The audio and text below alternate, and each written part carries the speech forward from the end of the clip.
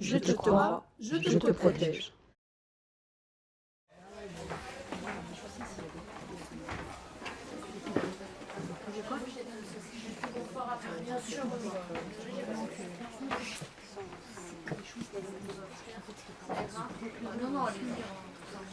Bonsoir à tous.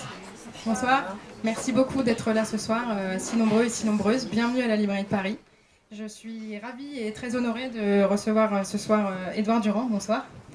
Vous avez publié il y a quelques mois un petit texte dans la collection Trac de chez Gallimard qui s'appelle 160 000 enfants, violences sexuelles et déni social. C'est un petit texte qui dit l'urgence de sortir du déni qui entoure ces violences. Alors, quelques mots d'introduction. Depuis des années, vous dénoncez les violences faites aux enfants et l'impunité de leurs auteurs. Vous êtes juge pour enfants, et vous avez aussi coprésidé la Civis pendant 3 ans. Et on peut dire que votre engagement est social, totalement social. Et donc ce soir, on va revenir, si vous voulez bien, sur l'ampleur du phénomène, sur votre travail colossal que vous avez mené à la Civis, et puis pour essayer de comprendre ensemble où en est la sensibilisation la sensibilisation et la lutte contre les violences sexuelles qui sont faites aux enfants. Et je précise aussi, et je vous précise à tous, je vous laisserai la parole tout à l'heure. L'idée, c'est que vous puissiez aussi poser des questions et échanger. Donc voilà, ce sera évidemment dans le temps qui nous est imparti, donc peut-être que je ne pourrai pas prendre toutes les questions, je m'en excuse d'avance. Mais voilà, il faudra un moment clôturer cet échange. Avant tout ça, je voudrais commencer par une question éminemment urgente politiquement, si vous voulez bien.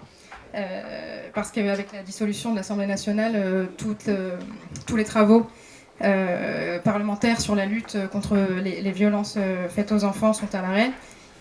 Il y a aussi la commission d'enquête sur les manquements des politiques de protection de l'enfance, qui est suspendue elle aussi.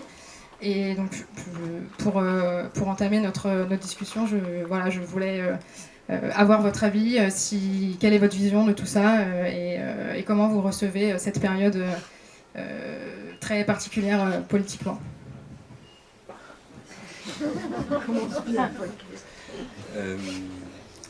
Bonjour à toutes et à tous.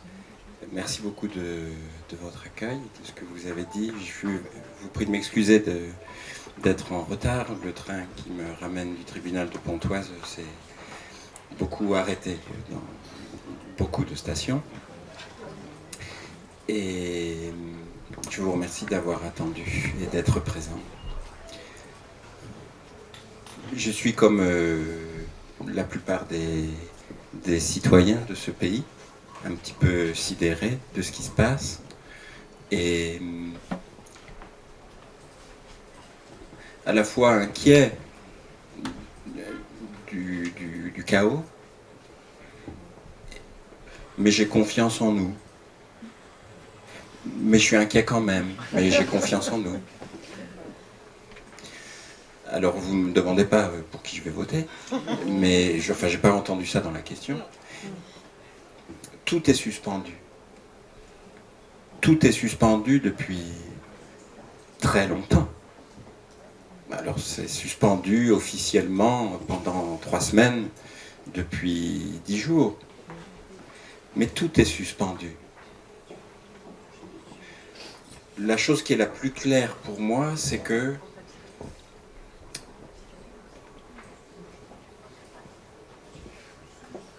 le combat, c'est le combat contre le marché qui est en train de s'emparer des corps. Je dis les choses comme ça parce que c'est une manière de répondre à la question que vous ne m'avez pas posée. Et ça, pour moi, c'est un très gros problème. Alors ça se voit dans la protection de l'enfance. Ça se voit qu'au moment même où on annonce des progrès, on les rend impossibles, au moment même où on les énonce. Mais pour l'instant, c'est suspendu. Alors le tribunal s'organise pour les Jeux Olympiques. Il faut faire face au surcroît de délinquance qui est prévu pour les Jeux Olympiques. Alors moi je dis, mais auront-ils lieu?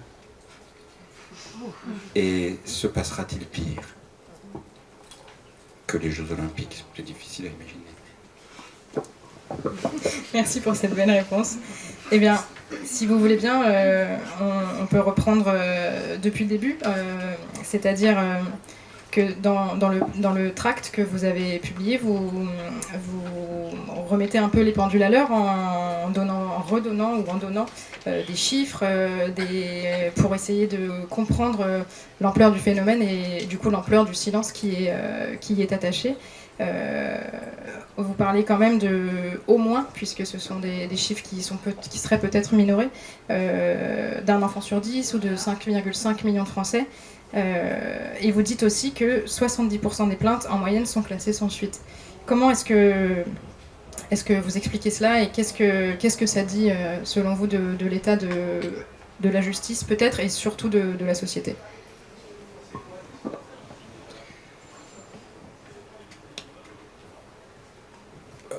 On peut affirmer sans prendre aucun risque que les violences de la maison, les violences de l'intime, les violences sexuelles, les violences conjugales, l'inceste, sont des réalités extrêmement massives depuis toujours et extrêmement invisibles depuis toujours. 160 000 enfants, c'est un enfant toutes les 3 minutes, donc plusieurs enfants pendant notre rencontre. Et pendant les 3 années de la Civise, souvent, à plusieurs reprises, mais souvent, constamment en réalité, les témoignages qui nous ont été confiés ont montré à la fois la réalité de cette ampleur au-delà des chiffres et le caractère inacceptable au sens d'impensable de cette réalité. Mais quand une personne vous dit, en parlant d'autre chose, pendant mon enfance, c'était toujours au petit déjeuner, bon, je pense que c'est 1000 viols. On voit que le chiffre 160 000 est déjà très insuffisant pour décrire ce que c'est en vrai. Mais il a un mérite qui est d'attraper la conscience des humains en mesurant une réalité. Mais au moment même où on l'a dit, et j'en profite, vous me donnez cette occasion-là, au moment même où à la Civise nous avons dit 160 000 enfants par an, on nous a répondu 2 choses en même temps. On nous a dit, c'est faux, vous ne pouvez pas le dire. C'est pas scientifique. Et les mêmes, c'est sûrement sous-estimé. Donc, c'est sûr que c'est vrai, mais vous n'avez pas le droit de le dire. Même en chiffres. Et ensuite, la réponse sociale. La réponse sociale la plus évidente, la plus mesurable, parce qu'il s'agit d'abord de crimes et de délits très graves, c'est la réponse judiciaire. Et la comparaison des chiffres, 160 000, 3% de pédocriminels condamnés, et entre les deux, 73% de classement sans suite, dit le déni. Mais on pourrait dire la même chose des soins. On pourrait dire la même chose de l'absence de soins spécialisés. On pourrait dire la même chose de l'absence de repérage dans les institutions qui accueillent des enfants. Mais l'écart qui le montre le mieux, c'est l'écart dans le système judiciaire, qui est formulé d'une manière non mathématique mais littéraire par Dorothée Ducy. La justice a pour fonction de transformer un crime en non-crime, de faire disparaître la réalité. C'est un petit peu en ce sens que vous parlez de... Votre terme, c'est vérité juridique. Est-ce que vous pouvez nous expliquer ce que c'est cette vérité juridique qui parfois ne correspond pas à la vérité ou la réalité de quelqu'un, ou qui parfois justement donne un jugement définitif? Oui, c'est progressivement... la violence, c'est une question de pouvoir. La violence, c'est toujours un instrument pour obtenir ou garder le pouvoir sur le corps. C'est rien d'autre que ça. La violence sexuelle n'est pas du registre de la sexualité, elle est du registre du pouvoir. Donc du contraire de la sexualité.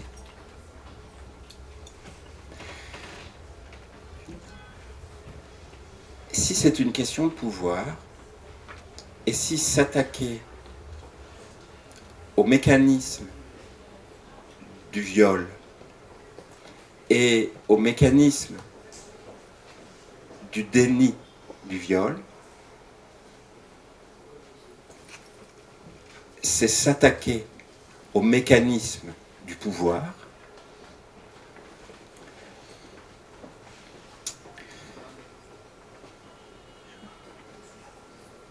La vérité juridique. alors la question est, qui a le droit de parler?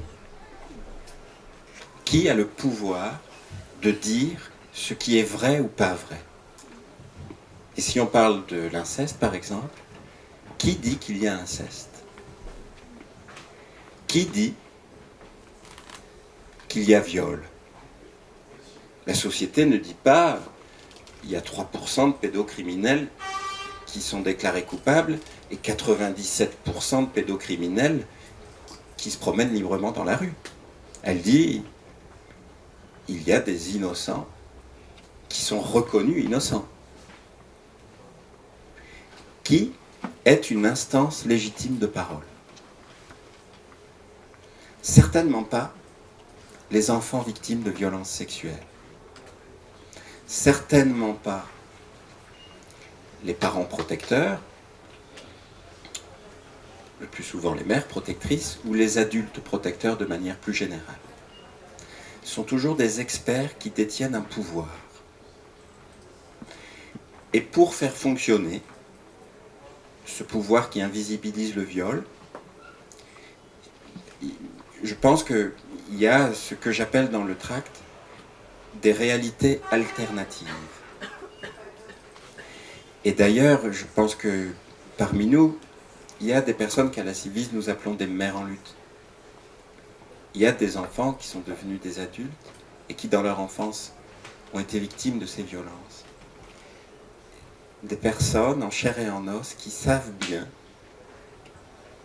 qu'on les a plongés dans une réalité alternative cauchemardesque. Et ces réalités alternatives, elles ont pour masque, acceptable socialement, notamment et principalement, la vérité judiciaire. Moi, je suis magistrat, je ne sais pas s'il y a d'autres magistrats ici, mais moi, je suis juge. Donc, figurez-vous que je suis censé être détenteur de la vérité. Que je suis censé posséder cette exclusivité de pouvoir dire quelque chose qui serait incontestablement une vérité, au moment où je le dis. Or, la plupart des classements sans suite, la plupart des plaintes classées sans suite, sont classées sans suite au motif que l'infraction est insuffisamment caractérisée. La quasi-totalité des révélations de violences sexuelles faites aux enfants sont écartées au motif juridique qui est « on ne sait pas ». Eh bien, « on ne sait pas » ne peut pas être une vérité judiciaire, puisque le doute est le contraire de la vérité. Il est le constat de l'incapacité de faire la vérité. Le deuxième élément qui m'interroge comme juge des enfants depuis très très longtemps, c'est que le concept de vérité judiciaire, quand je rends un jugement, soit mon jugement est proche de la réalité, soit il est loin de la réalité. Et cet écart mesure la qualité de mon travail.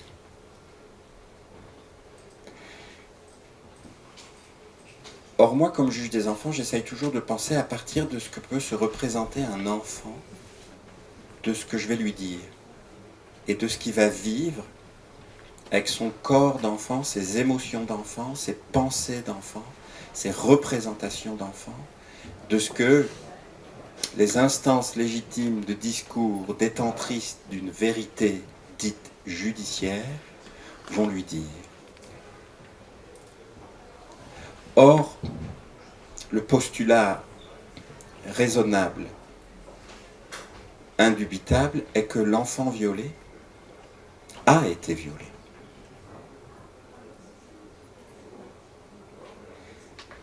Lui dire, on te dira dans 3 ans si c'est vrai, c'est déjà entrer dans la folie. C'est déjà hors de la raison. On peut lui dire, j'ai besoin de temps pour savoir si nous sommes suffisamment organisés pour s'approcher le plus près possible de ce que tu as vécu. Mais une erreur ne peut jamais être appelée vérité, fût-elle qualifiée de judiciaire. On peut avoir une erreur judiciaire, on ne peut pas avoir de vérité judiciaire. Si un jugement n'est pas une erreur judiciaire, c'est qu'il est proche de la vérité tout court. Et c'est pareil dans le soin. Quand on dit, alors on accepte que je critique les juges, encore que, ça m'a coûté cher, mais je ne suis pas psy, donc je ne critique pas les psys, mais quand un psy me dit, ce qui est important pour moi, ce n'est pas ce que l'enfant a vécu, mais ce que l'enfant dit de ce qu'il a vécu, et qu'ils appellent ça la réalité psychique, c'est exactement, à mes yeux, la même chose que le rapport entre la vérité et la vérité judiciaire. Plus il y a un écart entre la réalité et ce que les autres appellent la réalité psychique de la personne qui a vécu cette réalité, plus on bascule dans un autre monde. Je suis clair ou pas clair en fait? Oui. Et enfin c'est la même chose, que je voudrais dire dans le tract aussi, d'un concept comme le concept de majorité sexuelle, qui est vraiment un concept pervers, qui n'existe pas, qui n'existe même pas dans le droit. Ça ne veut rien dire. Il faut vraiment être perméable au système agresseur pour dire qu'il y a une majorité sexuelle. J'ai dit majorité sexuelle ou majorité judiciaire? Sexuelle. Majorité sexuelle. C'est pas vrai. C'est vraiment une pensée perméable au système agresseur. C'est une réalité parallèle. Elle était consentante puisqu'elle est majeure. Comme si on ne pouvait pas interroger la trahison du consentement d'un être humain majeur, soit dit en passant. Voilà, donc pour moi, c'est ça qui est très important, parce que si, évidemment, vous savez, Nashino, elle dit c'est le pays des ténèbres. Nous sommes seuls, mais nous sommes nombreux et nombreuses à être dans la solitude, dans le pays des ténèbres. Eh bien, ces réalités alternatives sont la frontière du pays des ténèbres. Et les gardiens du temple sont les douaniers du pays des ténèbres, qui disent « tu n'en sortiras jamais ». C'est donc bien un enjeu de pouvoir sur le corps. ce qu'il faut, ce que j'entends de vos remarques, c'est que il faudrait que collectivement on prenne au sérieux la parole des enfants, la parole des femmes, en tout cas de ces personnes qui, dans le rapport de pouvoir, n'ont pas le droit de parler et dont la parole n'est pas pensée comme légitime. C'est ça, en fait, on ne croit pas assez les enfants, on ne les prend pas au sérieux. Oui. Oui, si on s'en tient au judiciaire, le bilan du traitement judiciaire des violences sexuelles faites aux enfants, et des violences sexuelles faites aux adultes, et particulièrement, massivement, et d'abord aux femmes, les violences sexuelles sont des violences sexuées, montre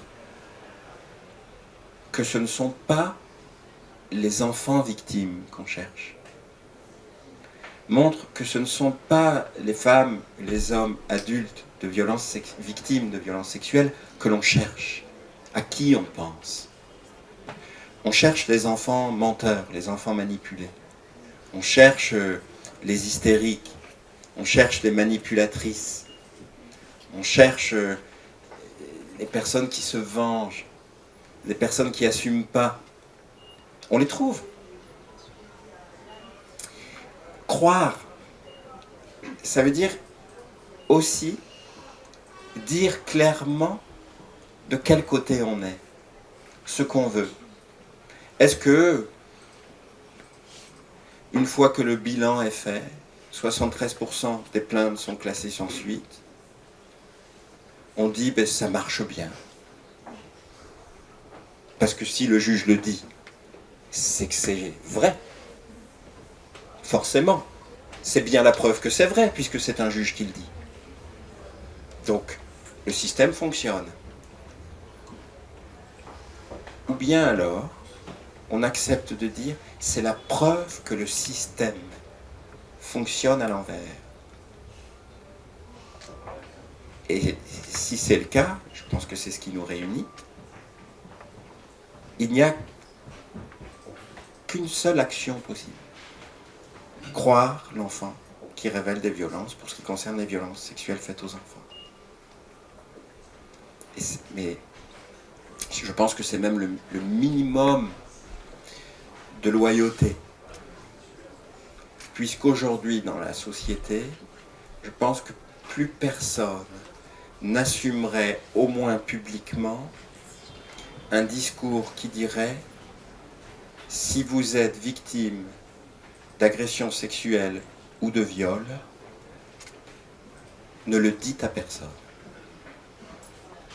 Je pense que c'est un discours qui est intenable.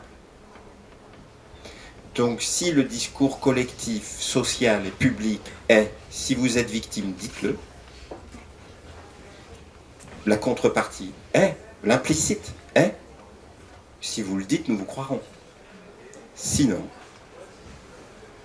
et c'est comme ça que nous fonctionnons, nous disons « dites-le ». Mais à l'instant même où vous le direz, nous vous répondrons « au nom de quoi je vous croirai ?» Alors, les douaniers retracent la frontière du pays des ténèbres. Mais d'une manière plus perverse encore, à mon avis. Encore plus perverse que « ne le dis à personne ». Je pense. Ce que je dis a du sens.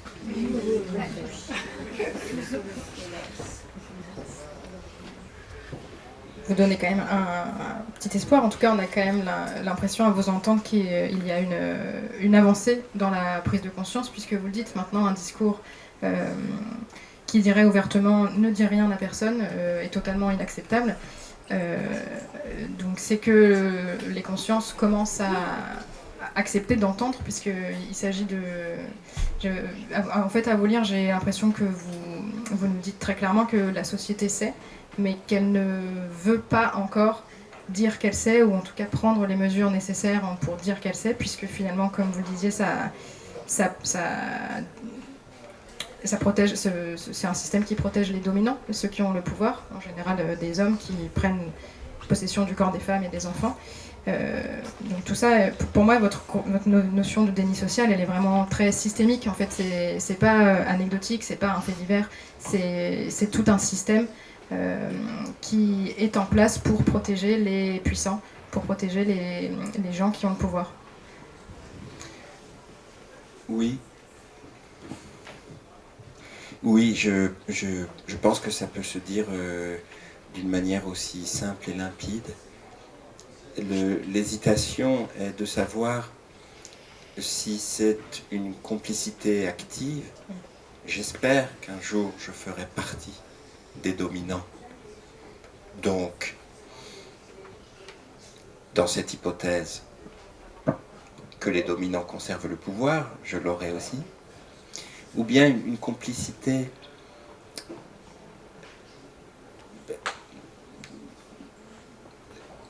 de captation par le système agresseur. Les agresseurs font peur. Moi, je trouve que Camille Kouchner l'a montré d'une manière extrêmement claire dans La Familia Grande. On voit la contamination du groupe.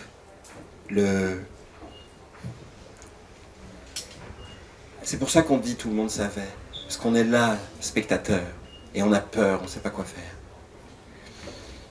Et vous avez raison, il faut être positif, et je pense qu'il y a deux sources d'inspiration, de transformation possible. La première inspiration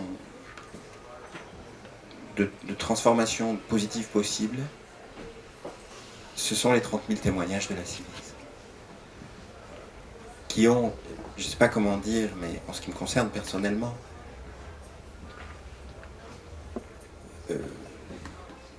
redresser mon existence. Vous voyez, quelque chose qui est...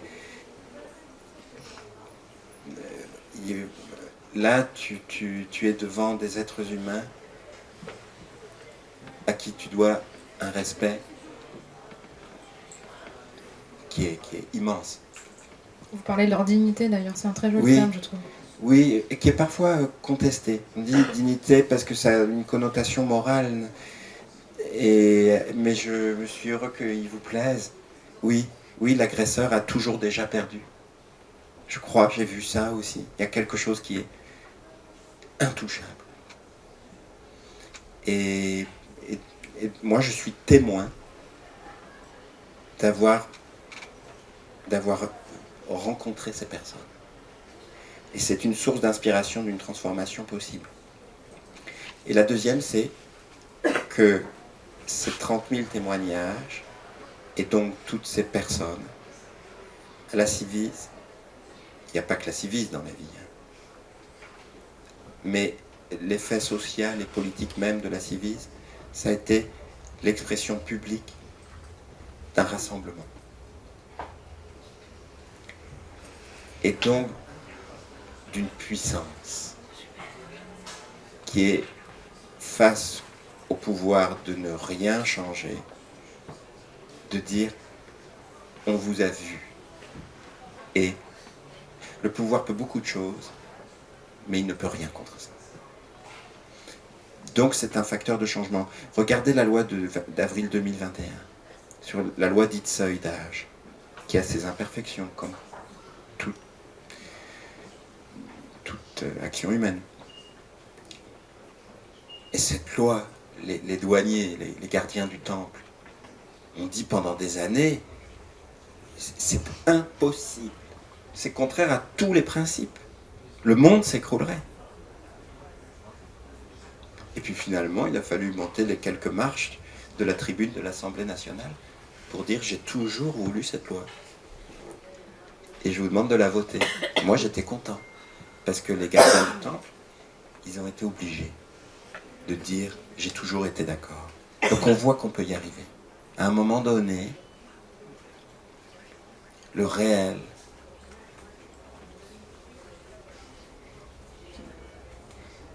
sort des ténèbres et s'impose dans sa clarté. Des moments comme ça, c'est fort. Vous êtes d'accord avec ce que je dis? Est-ce que j'ai l'impression? Parfaitement d'accord. est-ce que, à ce moment de notre discussion, quelqu'un a envie de poser une question, d'intervenir, d'échanger? Bonsoir. Est-ce que vous voulez que je mette le micro? On croit toujours que les gens... Bonsoir. Moi, ces sujets m'intéressent profondément. J'en fais une étude personnelle en me disant, est-ce que, pour moi, la justice n'a pas son mot à dire en premier plan? Je pense qu'il y a une prise de conscience individuelle en se disant qu'on a trop sacralisé la famille. Quelles que soient les religions, dans les sociétés, pour moi, la société est comme une famille dysfonctionnelle. Et qu'elle est gangrénée comme une famille dysfonctionnelle. Or, on a mis la famille en tant que sacrée, on n'y touche pas. Est-ce qu'il n'y a pas une prise de conscience qu'on doit avoir au niveau individuel, se dire, quelle que soit la religion, oui, dans une famille, une mère, un père, un oncle, un grand-père peut abuser d'un enfant. Est-ce qu'on n'a pas une responsabilité en tant qu'individu, au lieu à chaque fois de se décharger, de se dire, ah, la justice, elle fera son travail. Or que derrière la justice, il y a des hommes. Derrière des hommes, il y a une famille. Et dans les milieux de pouvoir, on a dans la justice des personnes, des hommes, qui sont des abuseurs, quelle que soit la fonction, quel que soit le métier. Est-ce qu'il n'y a pas à se redéfinir la famille, en se disant une famille peut être dysfonctionnelle, et là il faut y toucher. Voilà, c'était ma question. Est-ce qu'il n'y a pas une prise de conscience individuelle, au lieu de toujours dire « Oh, la justice, elle fera son travail ». On a une part de responsabilité. Moi, je suis maman. Dans ma famille, au sens large, il y a des dysfonctionnements. Je pointe du doigt et je dis, je ne vais pas sacraliser une famille. Je le fais déjà de mon côté. Voilà. Merci. C'est une question très importante. C'est difficile de répondre. Je crois que je suis tout à fait d'accord avec vous. Et peut-être... à certains moments, dans des implications de votre question, un peu moins. Mais d'abord, tout à fait d'accord. Et je l'ai dit déjà, la période de confinement a été pour moi une révélation. Je pense que la plus grande inégalité entre les êtres humains est celle qui sépare les personnes qui vivent dans une maison, qui est un lieu de protection, et les personnes qui vivent dans une maison qui est un lieu de confrontation à la mort.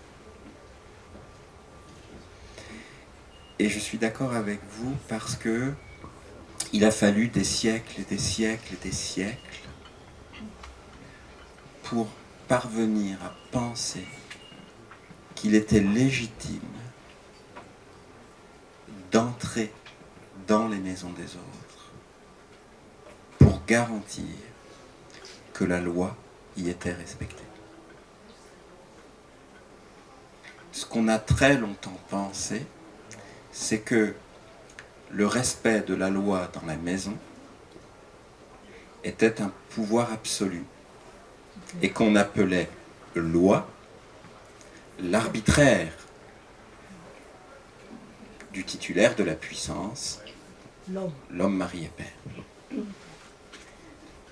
Quelle que soit la religion ou l'absence de religion, le garant de l'ordre social, le relais du souverain, c'est le souverain dans la maison.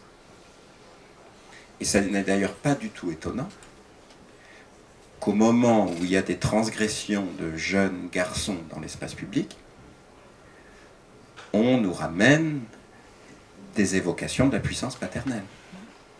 Vous faites ce que vous voulez à l'intérieur, mais dehors, vous nous garantissez qu'il n'y aura pas de trouble. Cette pensée que la maison est le lieu du privé irréductible, mais pas seulement, qu'il y a une condition préalable, c'est un équilibre compliqué à trouver pour les sociétés. C'est d'ailleurs le métier du juge des enfants. Garantir la nécessité, la proportionnalité de l'intervention des institutions au nom de l'ordre public, dans le privé de la maison.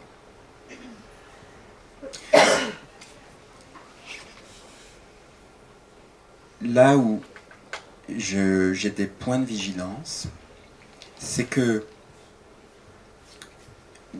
vous rejoignez, je suis d'accord, Dorothée Ducy, sur l'inceste. Le berceau des dominations, c'est l'inceste est nécessaire pour inscrire le pouvoir, la domination, la soumission au plus tôt dans l'expérience humaine de chaque personne.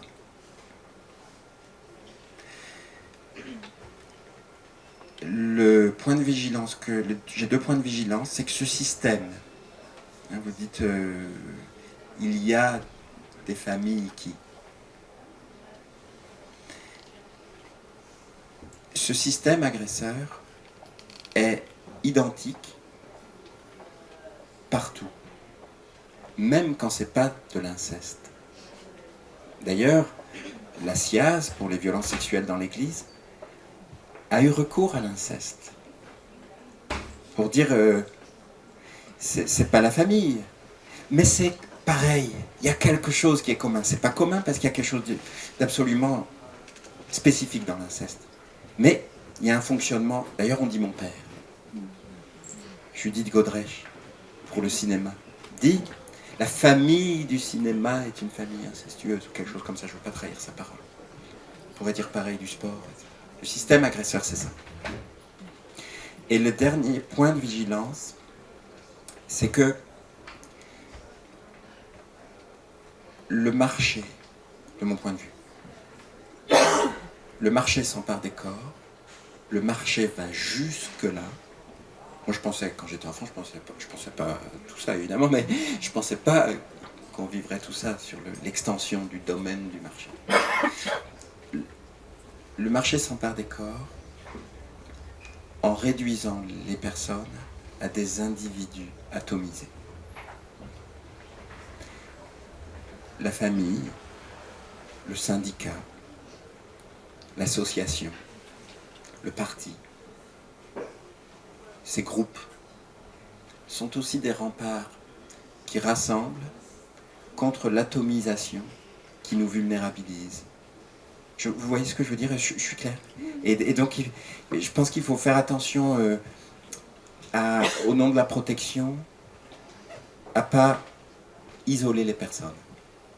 Un groupe est aussi un lieu d'identité, de construction, de protection et de projection dans une dynamique d'affirmation.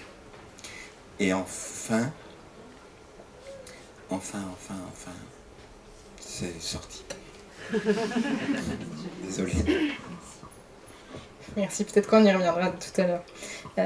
Moi, ce que j'entends dans vos propos, c'est que l'intime est éminemment politique et que ce qui était d'actualité dans des temps plus anciens, de limiter la place du politique au seuil de la porte, n'a plus lieu ou est en phase de ne plus avoir lieu pour justement éviter cette domination sans borne à l'intérieur de l'espace du foyer qui est quand même, je rappelle, mais le premier lieu de danger pour les femmes et les enfants. Et ça me fait penser au terme, une espèce d'expression que Emmanuel Macron a employée il y a quelques semaines. Il parlait d'un potentiel devoir de visite des pères. Et c'est quand même quelque chose qui, je pense, vous allez me dire, relève d'une vraie difficulté à se défaire de cette figure souvent paternelle, mais en tout cas là c'est le cas pour cette expression-là, mais de cette figure d'un père vraiment puissant, tout puissant. Sous le masque du devoir. Sous le masque du devoir, exactement. Oui, bien sûr. Je suis d'accord. Je suis d'accord avec vous. Et lorsque j'ai été auditionné par la commission d'enquête de l'Assemblée sur la protection de l'enfance,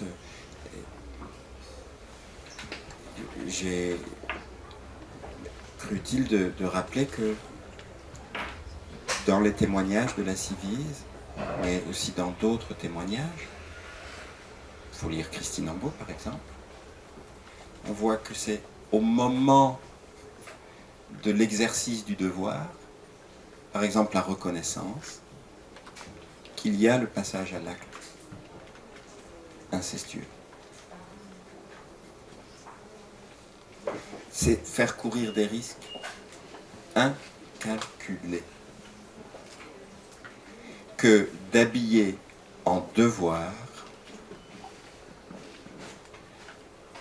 les clés du rapport de force.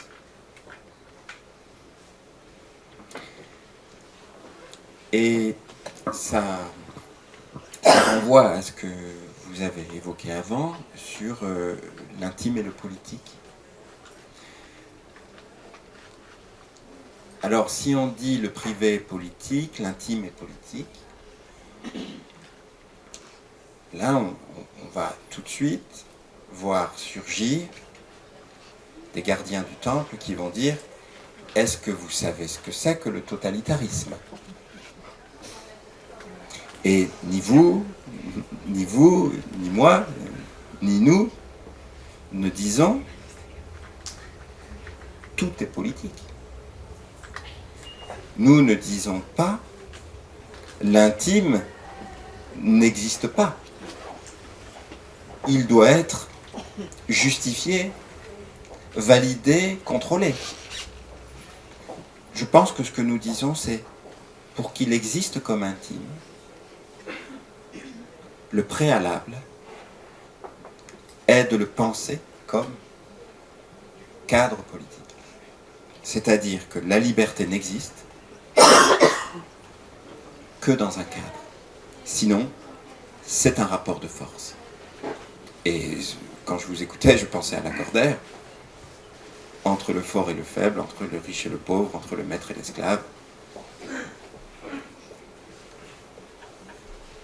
C'est la liberté qui opprime et c'est la loi qui affranchit.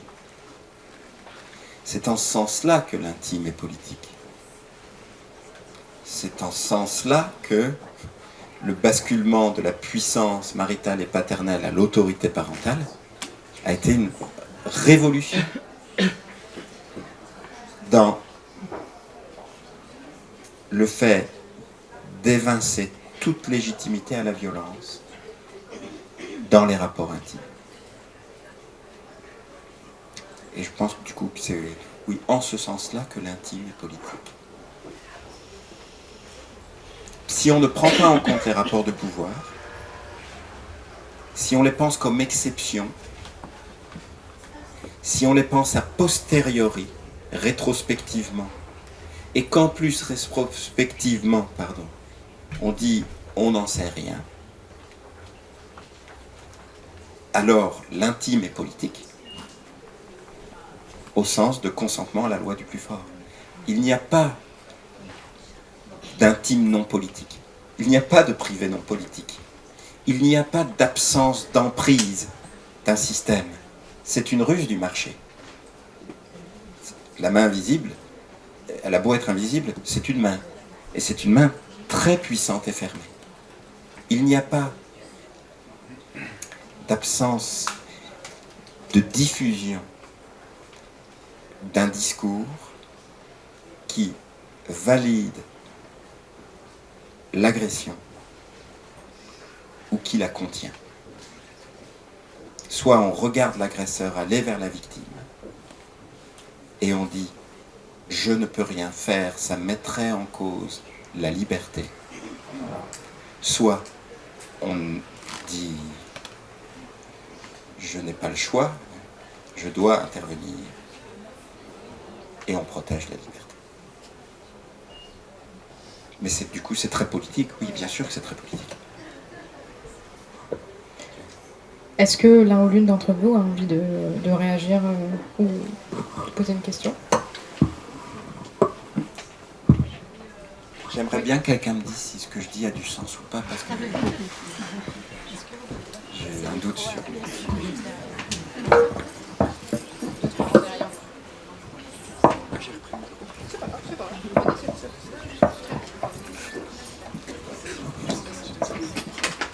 bonsoir. Moi j'avais envie de parler du coup du rôle des gens qui sont autour par exemple d'une personne incestée et en fait qui vont collaborer très facilement et se mettre du côté des agresseurs. Est-ce que vous pensez que c'est un réflexe de survie ou est-ce que vous pensez qu'il y a vraiment des gens qui comprennent les situations mais qui choisissent quand même de se taire et de penser juste à leur position dans la famille, à leur position dans la société et qui n'ont en fait pas d'empathie et voilà, qui sont capables de laisser les gens en danger juste pour se sauver eux-mêmes. Voilà. Merci beaucoup de poser cette question, de la poser comme ça. Et du coup, ça rejoint un point que vous avez évoqué, madame, et qui m'était sorti de l'esprit, rapport entre les individus et le groupe.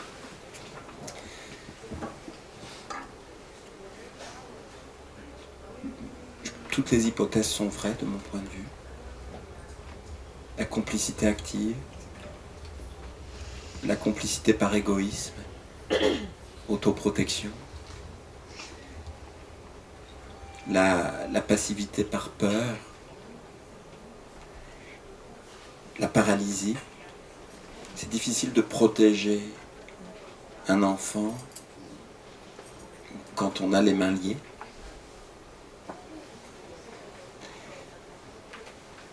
Et l'incapacité de penser. Et c'est pour ça que, oui, c'est toujours une question individuelle, mais qui ne se résout que dans une décision collective, autrement dit dans une politique publique. Je pense pour tout vous dire, je pense qu'il n'est pas possible de répondre à votre question, qui est une question absolument fondamentale et réelle, mais je pense qu'il est impossible d'y répondre. Qu'est-ce qui explique que certaines personnes ne fassent rien tant que on n'aura pas répondu à une autre question, qui est comment, collectivement, on encourage les personnes à agir. Ou même, comment, explicitement, montrons-nous que nous protégerons, coûte que coûte, les personnes qui agissent. Et tant qu'on n'a pas dit ça d'une manière extrêmement claire, ce sera difficile de répondre à votre question.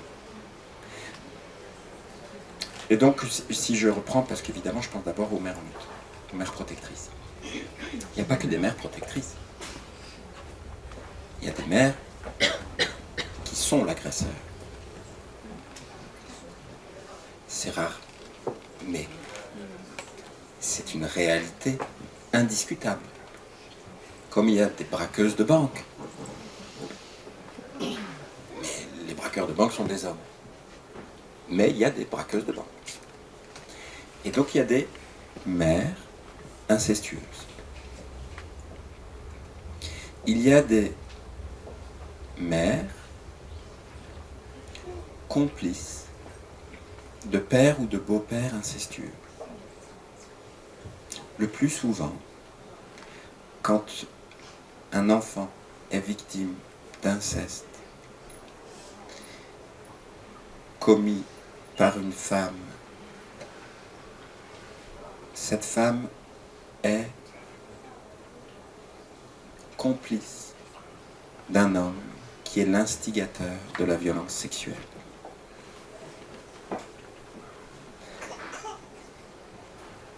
Elle-même victime de violence. Comment voulez-vous protéger si vous avez les mains liées? Et ensuite, donc si je suis à 4 groupes, 5, il y a des mères qui ont été victimes de violences sexuelles, ou qui sont victimes de violences conjugales, qui ont été victimes d'inceste dans leur enfance,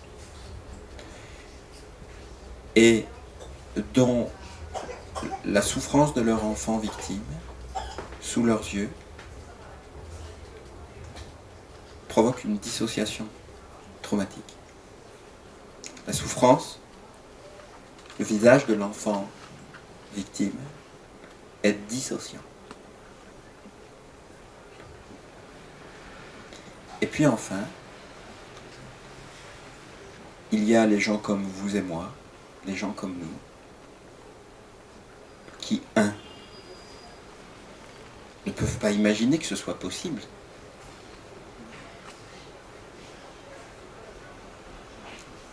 Le viol d'un enfant.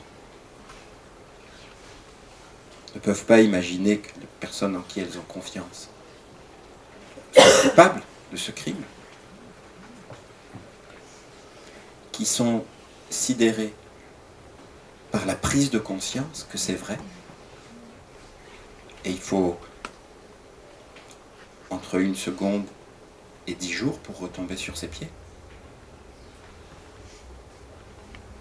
Et qui sont mises en cause par la société.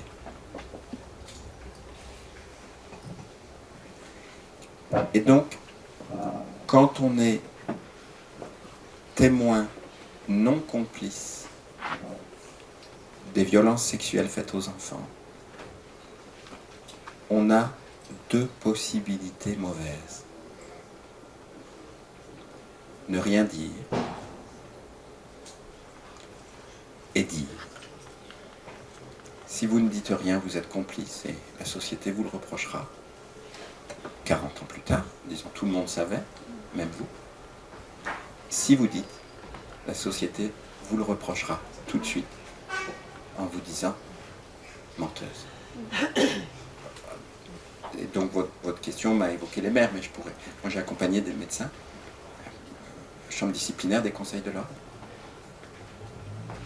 Est-ce que quelqu'un assumerait publiquement, dans le cadre d'une politique publique, de dire à un médecin, écoutez, si vous pensez qu'un enfant est victime d'inceste, ne dites rien.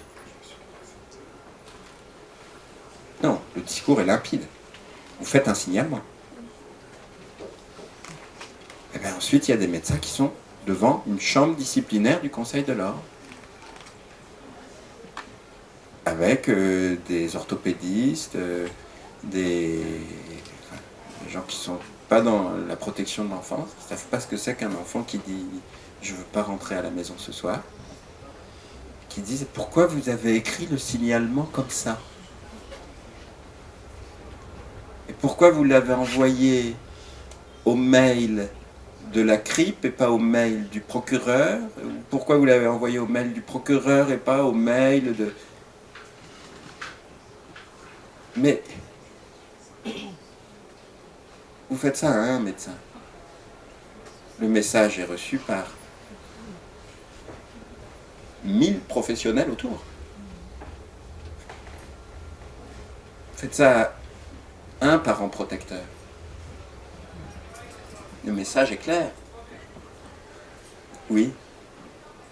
Il y a quelque chose qui est extrêmement fort dans votre question, qui est ce rapport, et en ça que c'est une politique publique, je pense, qu'à un moment, il y a un choix à faire. Est-ce que je me mets en danger pour protéger l'enfant ? Et ça, je pense que c'est inacceptable que notre société crée ce type de questionnement. Elle devrait dire « je n'ai aucune hésitation ».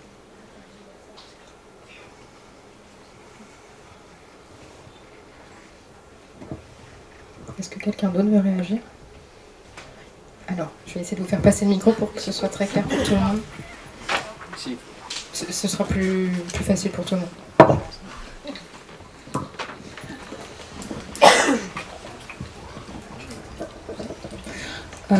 Moi, j'ai réagi à ce que vous dites parce que Visiblement dans les pays du Nord, notamment par exemple quand un enfant se fait maltraiter dans l'espace public, c'est ce qu'on voit, les adultes prennent parti, ce qui n'est pas le cas aujourd'hui en France, ou de manière très résiduelle, parce qu'effectivement il y a un fort peut-être emprise sociale. Est-ce que vous pensez que, et donc c'est une possible évolution, est-ce que vous pensez qu'ils sont très différents de nous, ou qu'on peut y arriver, ou que c'est que de la façade et il n'y a rien en fait?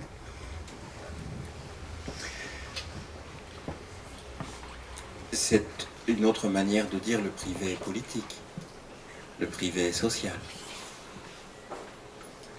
Est-ce qu'il est social, politique, en tant que domaine spécifique à l'égard de toutes les autres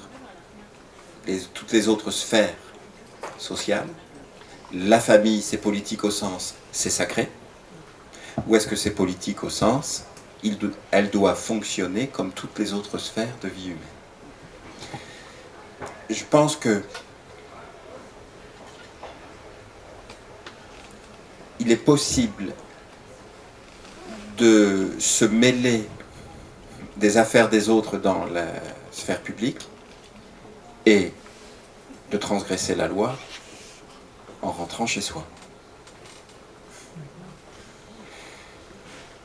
Cela dit, oui, bien sûr, il faut encourager cette capacité de protéger, cette capacité de se sentir concerné.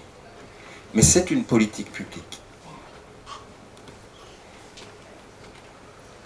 Ce n'est pas possible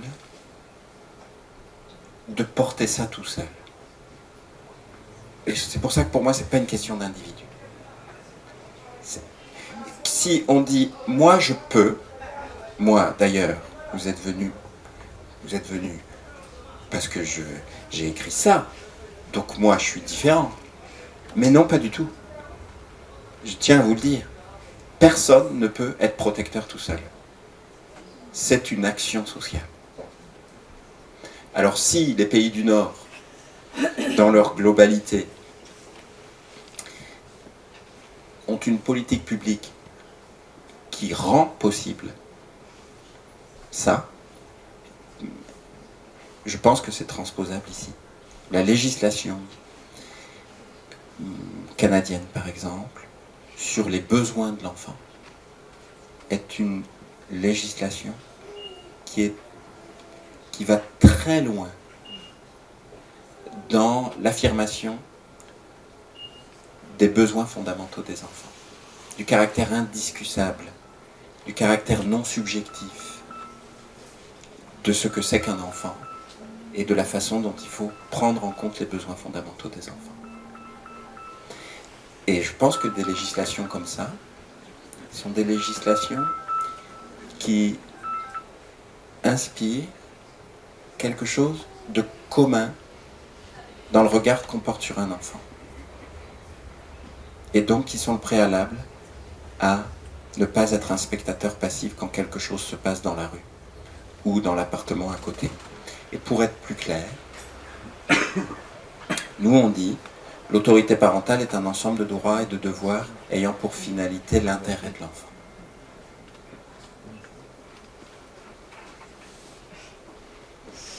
Ben, vous reprenez votre exemple dans la rue. Et donc avec cet article 371-1 du Code civil, il est possible de dire que ce à quoi vous assistez est une transgression de l'autorité parentale. Ou au contraire, un exercice respectable de l'autorité parentale. Et ça, c'est depuis la loi de 2002. Issue de la Convention internationale des droits de l'enfant, l'intérêt de l'enfant, l'intérêt de l'enfant, l'intérêt supérieur de l'enfant. 1970, on disait l'autorité parentale est un ensemble de droits et de devoirs ayant pour finalité la protection de l'enfant. Je trouve que c'était plus clair.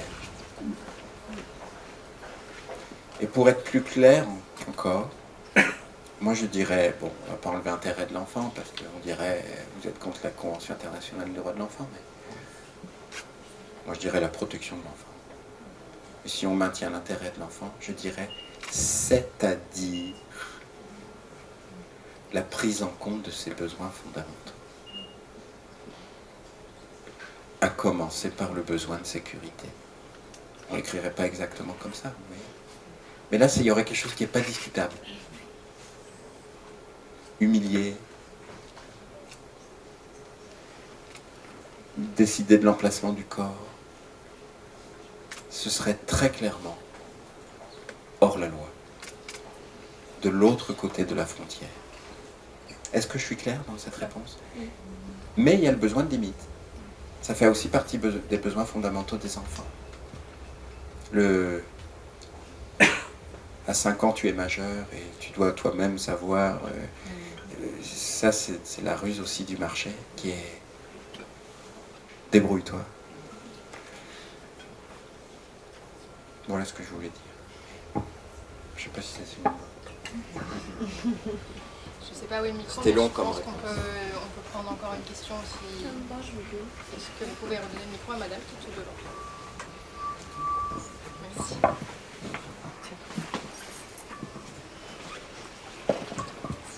Alors bonjour, justement on parle beaucoup de l'intérêt de l'enfant, on parle de protection de l'enfant, on parle de tout ça. Ça a l'air tellement beau dit comme ça, mais en vérité quand on se rend compte, quand on est dans le milieu scolaire, la société en fait elle est extrêmement contradictoire. Parce que l'enfant en fait, moi personnellement je parle en tant qu'enfant et je ne veux pas revenir dans mon histoire. Je ne pense pas qu'on est protégé, vraiment. Et ce que je trouve plus horrible aujourd'hui, c'est de se rendre compte en fait de la souffrance, du viol, de l'inceste, mais du manque de protection, du manque de sécurité, que ce soit des parents, des adultes autour de soi. On est tellement en insécurité en tant qu'enfant, c'est tellement injuste ce qui se passe. On parle de protection, on parle de tout ça en vérité, mais tout ce qu'on se dit, c'est tellement blabla pour rien. Parce que l'enfant, il est livré à des adultes, que ce soit dans les crèches, le monde scolaire et tout ça. Et en fait, on parle de bienveillance. Tous ces mots sont tellement beaux. Il y a tellement de sens quand on y pense, quand on les écoute. Mais en vérité, qu'est-ce qu'il y a derrière tout ça? Les enfants ne sont pas protégés. C'est tellement faux. Les enfants sont livrés à eux-mêmes. Les enfants sont entourés d'adultes névrosés. Les enfants sont entourés d'adultes qui ne sont pas des gens sécures. Des gens qui ont des problèmes psychologiques et qui ont des problèmes d'ego. C'est tellement dur de vivre dans une société comme ça, en tant qu'enfant, en tant qu'adulte. Et derrière tout ça, en fait, derrière le viol, derrière toutes ces souffrances, c'est atroce parce qu'on a l'impression qu'on est livré à nous-mêmes et qu'on n'est pas protégé et qu'il n'y a rien derrière. Et la souffrance, elle est énorme et elle est horrible parce qu'on se sent tellement seul. Et c'est horrible à vivre. Donc, et les enfants ne sont pas écoutés. Voilà, ça c'est un truc, c'est tellement vrai. Et dans le système scolaire, les enfants, ils se sentent livrés à eux-mêmes et ils sont entourés d'adultes qui, on a l'impression qu'ils ne savent même pas ce que ça veut dire la bienveillance, l'amour, l'empathie et tout ça. Et c'est tellement triste parce que c'est un endroit, normalement, où justement, ils devraient être en sécurité autant que chez nous aussi. Mais la sécurité de quoi en vérité? Elle existe réellement, cette sécurité? Franchement, tous les jours, je me pose cette question par rapport à moi, par rapport aux autres enfants, par rapport à ma propre histoire. Et franchement, cette sécurité, pour moi, elle est invisible. Vraiment, elle est invisible et c'est quelque chose d'horrible quand on est enfant. Parce que les adultes autour de nous, ce ne sont pas des gens qui accompagnent. La plupart d'entre eux, ils manquent énormément de bienveillance, ils manquent d'amour, ils manquent d'empathie.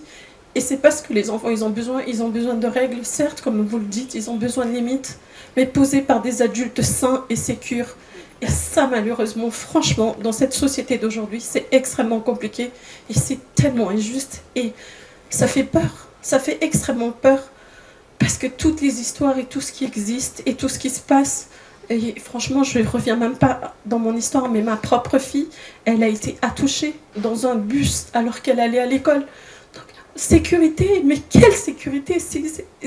Pour moi, c'est quelque chose, en fait, ce mot, il n'a même pas de sens en vérité. On ne se sent pas en sécurité dans une société où les gens ne prennent pas soin d'eux, où ils ne vont pas se soigner, où ils ne vont pas s'occuper d'eux, ou pour eux, le psychologue et tout ça, c'est vu comme quelque chose de fou. Mais ils sont déjà complètement fous. Nous sommes dans une société de fous. Et parfois, je me demande, est-ce que c'est mon regard à moi? En fait, est-ce que c'est parce que moi, personnellement, j'ai été agressée que je ne sens pas cette sécurité? Ou est-ce que c'est le regard? Est-ce que c'est vrai, en fait, ce que je vis?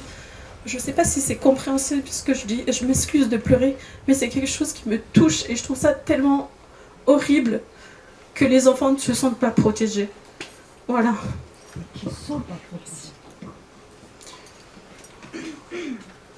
C'est pas une question, donc je me permettrai pas de répondre. Vous avez posé une question, quand même.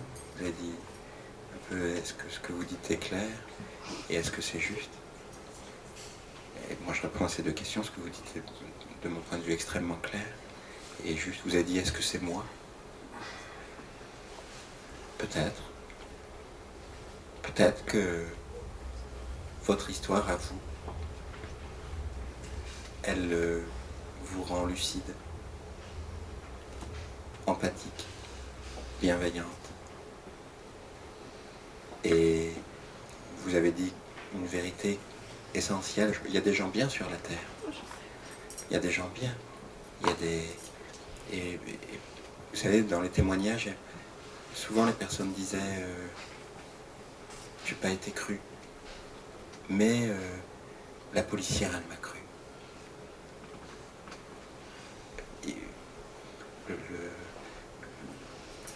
L'éducateur, il m'a cru. Et quelqu'un. Et à partir de ce moment, je suis devenu indestructible. Écrit la docteure Céline Gréco. Indestructible. Donc il y a des gens bien.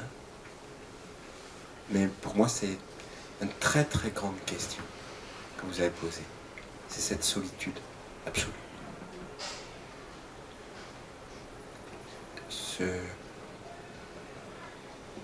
Ce que j'appelle l'incommunicabilité. Qui fait qu'il y a quelque chose. La violence est peut-être la seule expérience humaine non partageable quand on ne la connaît pas. Je ne sais pas si c'est vrai ou pas, mais c'est pour moi une très très grande question. Je peux dire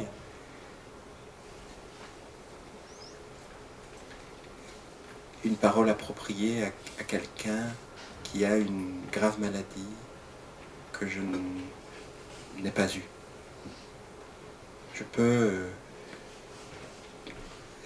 exprimer quelque chose qui est pas de l'ordre de la distance, de l'impartageable. La violence, cette solitude, cette peur, cette hypervigilance, elle donne parfois l'impression d'être étranger au milieu des autres. Mais Nashino dit, nous sommes nombreuses et nombreux à être dans cette solitude, et ça nous rassemble.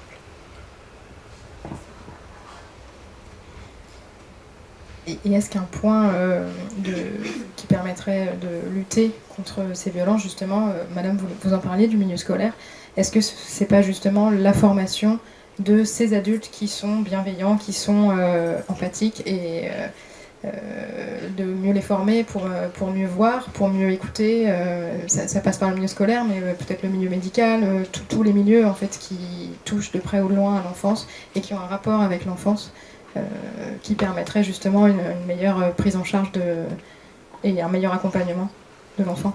Absolument, c'est indiscutable. C'est pourquoi d'ailleurs à mi-parcours, donc assez rapidement, à la Civis, nous avons conçu et publié un programme de formation des professionnels au repérage systématique des enfants victimes. On dit, dans une classe de 30 élèves, il y a forcément 3 élèves qui sont victimes. Lesquels? Puisqu'on sait qu'ils sont là. Il faut savoir lesquels. Donc il faut poser la question des violences à tous les enfants. Puis une fois qu'on a conçu ce programme de formation, on a dit, mais maintenant on veut un plan de formation. dire que on m'a même dit ah mais c'est déjà le cas, votre programme de formation a été diffusé avant même qu'il ne soit publié dans les administrations. Vous voyez, quand on ne veut pas faire, on ne peut pas faire. Et puis si on avait été maintenu, on aurait formé aujourd'hui, au mois de juin, il y aurait 3000 professionnels qui auraient été formés. Au moins. Et après, Au moins. Et après Alors ça, c'est la question, c'est la formation. Mais quand vous avez regardé les préconisations de la Civis, c'est qu'il y a une contrepartie à ça. C'est qu'on peut attendre des individus dans leur engagement professionnel qu'ils soient des personnes protectrices. La contrepartie, c'est de les sécuriser, de les protéger. Sinon, il reste la question, est-ce que je me protège moi ou est-ce que je protège l'enfant? Ça s'appelle un conflit de protection. On ne peut pas demander aux gens de passer en chambre disciplinaire. La société doit... Et puis il y a la troisième chose, et moi je consacre mon temps libre à la formation depuis longtemps, comme beaucoup de personnes ici certainement. Mais ça ne suffit pas. Parce qu'il reste l'aléa. Et c'est pour ça que de mon point de vue, il faut la loi. Il faut que la loi dise clairement, vous devez poser la question des violences à tous les enfants. Il faudrait quasiment que la loi dise, puisque c'est 160 000, chaque professionnel doit en trouver 100 par an. On trouverait les 160 000. Il faut quasiment l'écrire dans la loi. Évidemment, on ne va pas écrire ça comme ça dans la loi. Il ne faut pas que ce soit possible. Il faut que ce soit obligatoire. Il ne faut pas que ce soit possible de retirer l'autorité parentale à un père incestueux. Il faut que ce soit automatique. Tant que c'est possible, c'est jamais le bon cas. Il faut que ce soit écrit, quand un enfant révèle des violences, il doit être protégé. Point. Voilà. Je vais peut-être prendre une dernière question. Madame.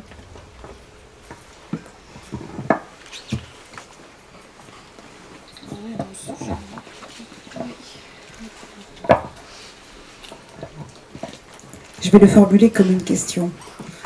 Mais je pense au fond que c'est une affirmation que je voudrais faire. Moi, je suis thérapeute et je forme des thérapeutes à l'accompagnement des personnes qui ont subi des violences physiques, psychiques, sexuelles. Et je crois qu'il faut surtout soigner. Parce que plus de 98% des auteurs sont des personnes qui ont été agressées d'une façon ou d'une autre. Et je crois qu'il faut former des thérapeutes et que les gens soient accompagnés pour sortir de cet engrenage de la violence. Voilà ce que je pense.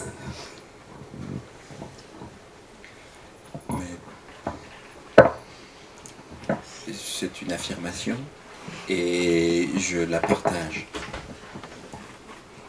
pour l'essentiel. Je ne sais pas si 98% des agresseurs ont été victimes. Je sais que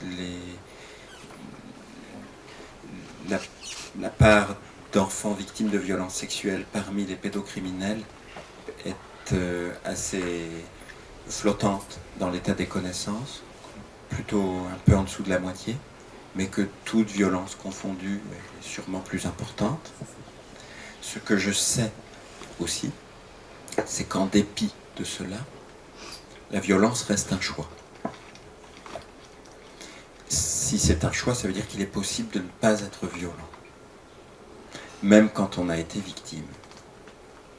C'est toujours possible de dire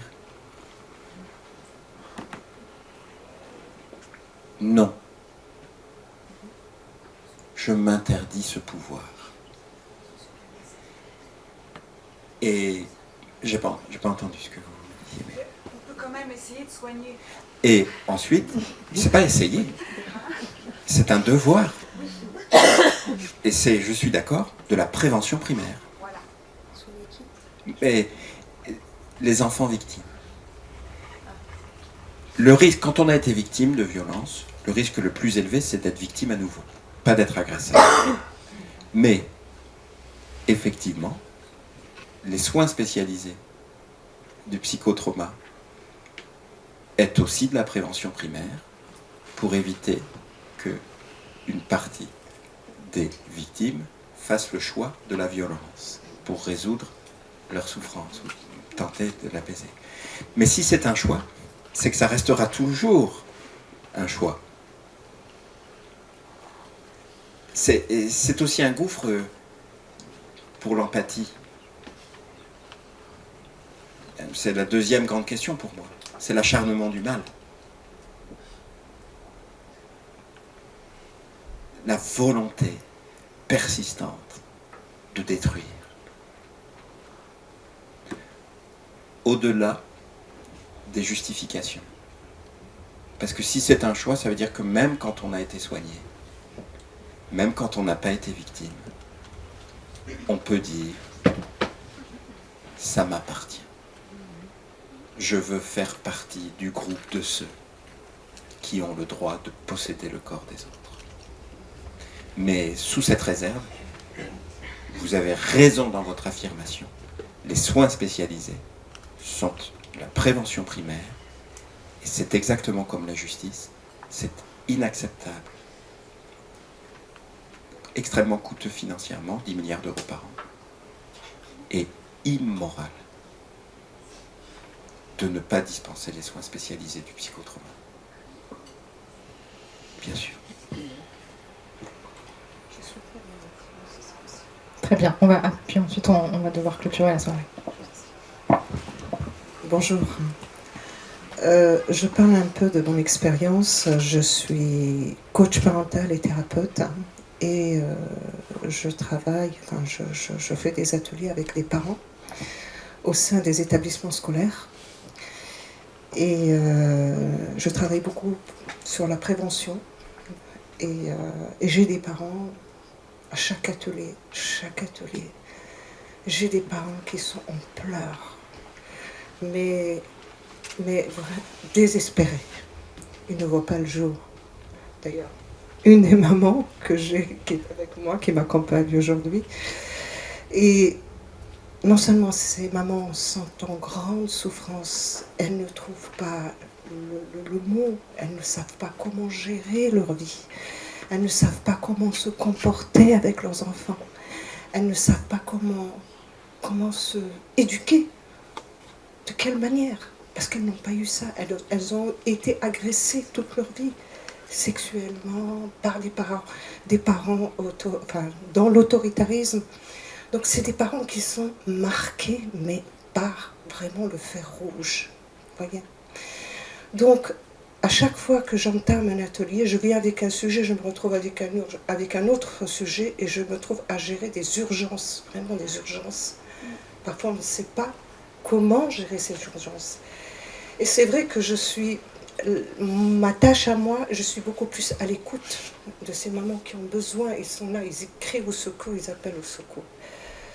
Et à côté de ça, nous avons créé des ateliers, vraiment ce qu'on appelle des thérapies collectives, qui puissent apporter des solutions à ces parents pour qu'elles puissent avancer dans leur vie, et en même temps, c'est les transmetteurs.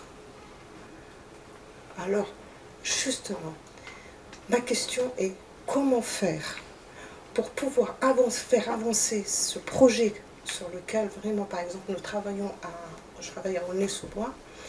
Comment faire pour faire avancer ce projet, pour faire profiter un maximum de parents et faire profiter justement pour les enfants aussi, pour l'éducation des enfants. Et là, ça fait pas mal d'années que nous sommes sur le terrain, nous nous battons, personne ne veut nous écouter. Voilà ma question. Merci.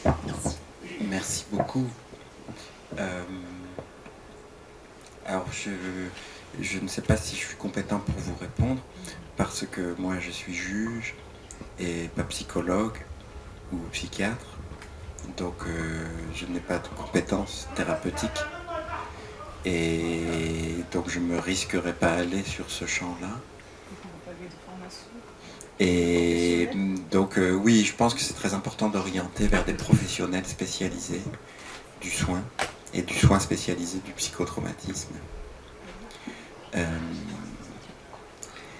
Ensuite,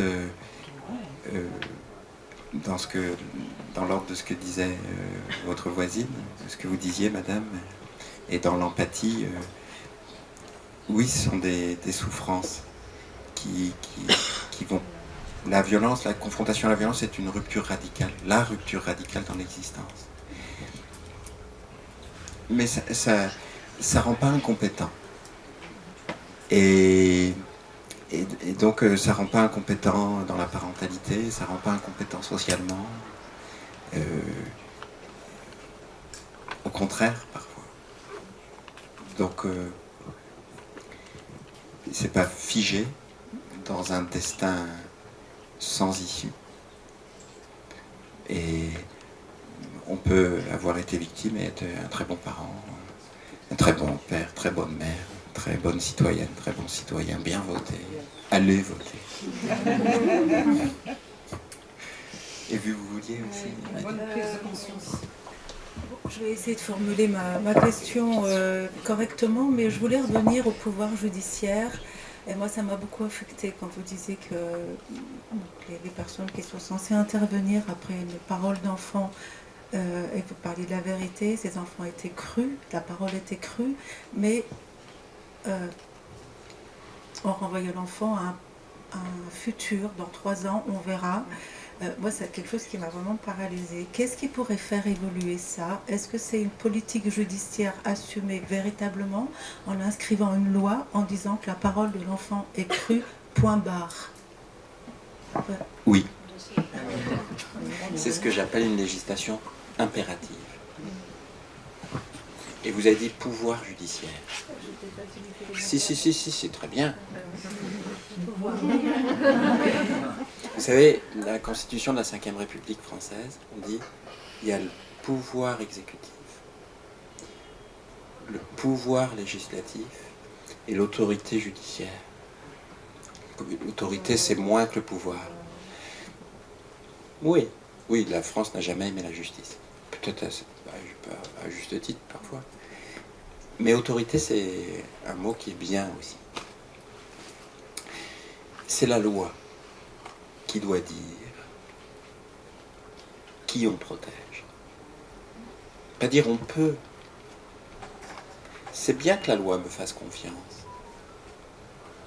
Mais c'est pas normal que, parce qu'on change de juge, on change de réalité. C'est pas normal, c'est pas démocratique. Et c'est que le système est mal pensé. Il faut donc, c'est ce qu'on a dit à la Civis, on n'est pas les seuls, c'est par exemple la loi sur le seuil d'âge, c'est une législation impérative. Si l'enfant a moins de 15 ans, eh bien, si un adulte a commis un acte sexuel, c'est un viol. Il n'y a pas à se demander, mais oui, mais là, est-ce que... Ben non. Ça se voit tout de suite. C'est un enfant. S'il y a une condamnation pour inceste, il n'y a plus d'autorité parentale. Il n'y a pas besoin qu'il y ait 3 personnes qui se réunissent et qui disent « t'es sûr ?» C'est la loi. Je pense que la marge de progrès est là. Vous voyez, de dire il y a des choses qui s'imposent sans relever du droit d'interprétation de quelques personnes.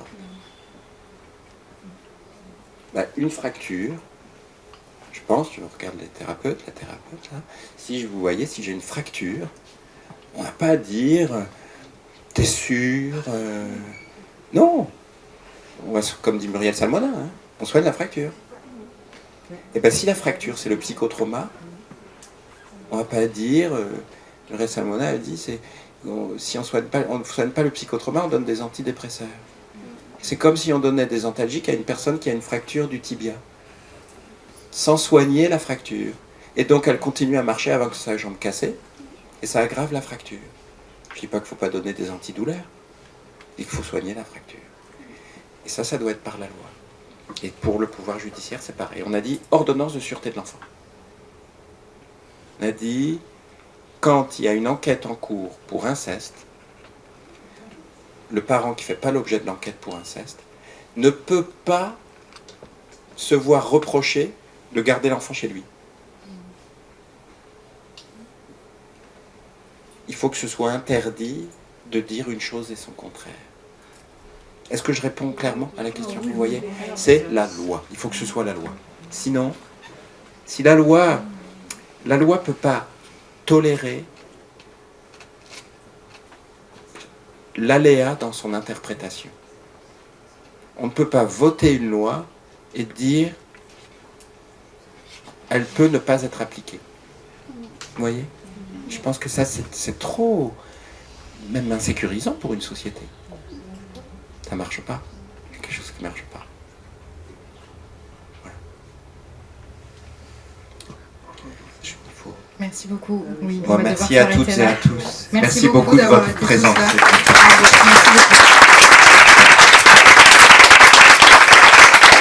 Et merci à la librairie de nous avoir accueillis et merci à vous, madame, d'avoir rendu possible cette échange. Merci à vous.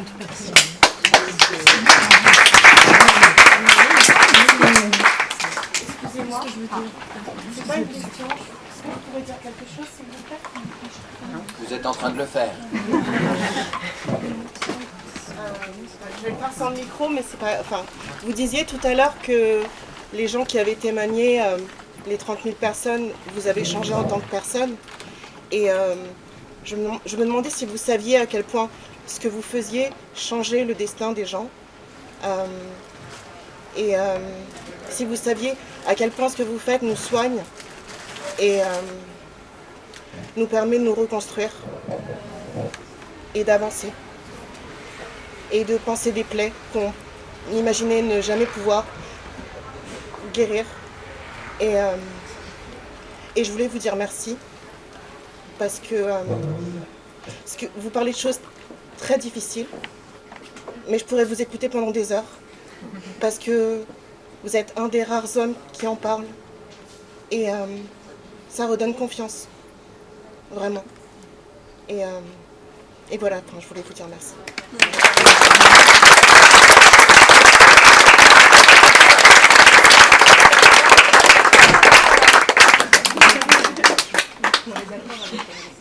Ah, écoutez,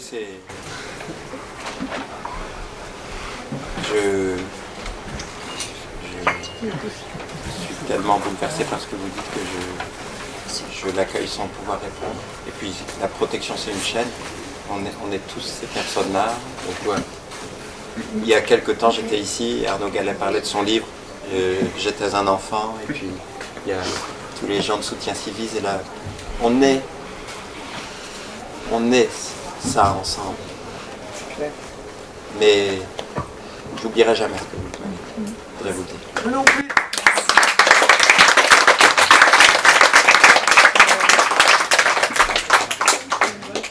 Très belle façon.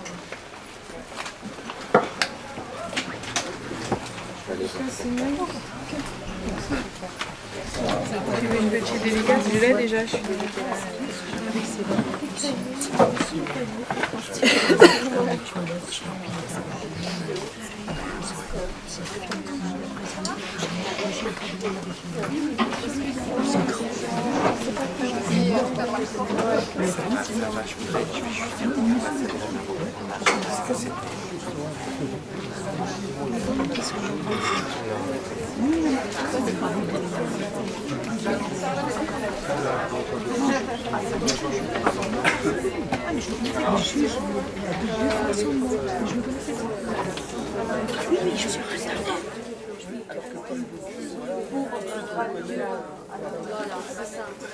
Moi, ce que vous avez dit, vous savez, ce que je voudrais vous dire, c'est profondément sincère.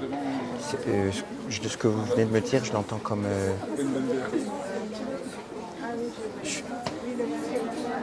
Voilà, je suis un peu à la hauteur de ce que vous êtes. C'est pas parce que je dis que vous avez raison, que la personne importante c'est moi. c'est la personne qui dit ce qui est juste. Et c'est vous, cette personne. Je comprends. Mais vraiment, je vous remercie. Parce que... Mais quand même, j'ai confiance parce que je sais que vous n'allez pas nous trahir. Non. Vraiment. Non.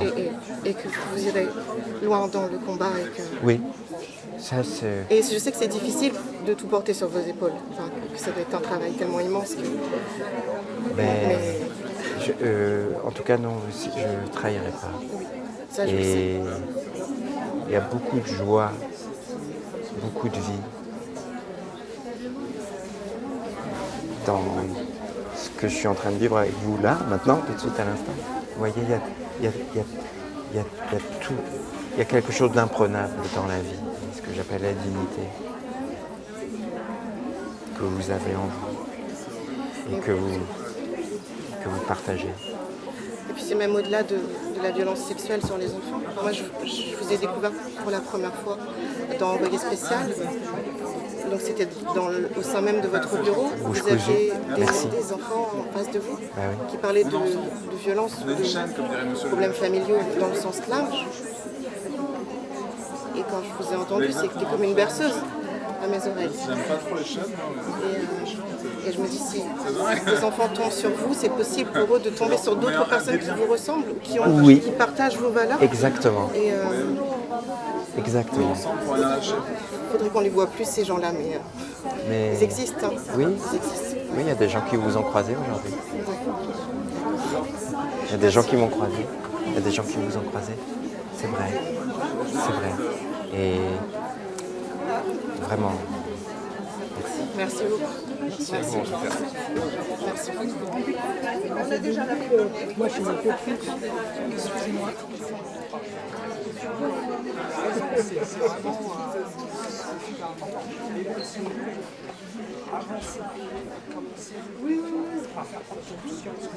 Évident aussi pour être présent, parce que les gens se rendent pas compte.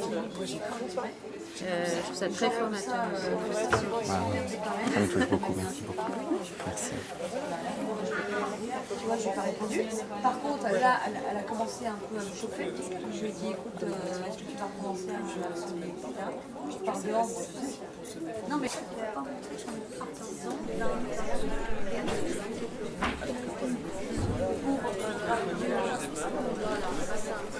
Ah, c'est super, merci beaucoup.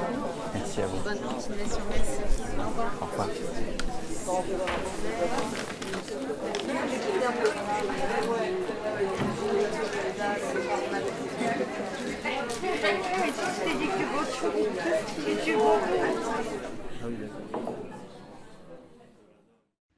Je te crois, je te protège.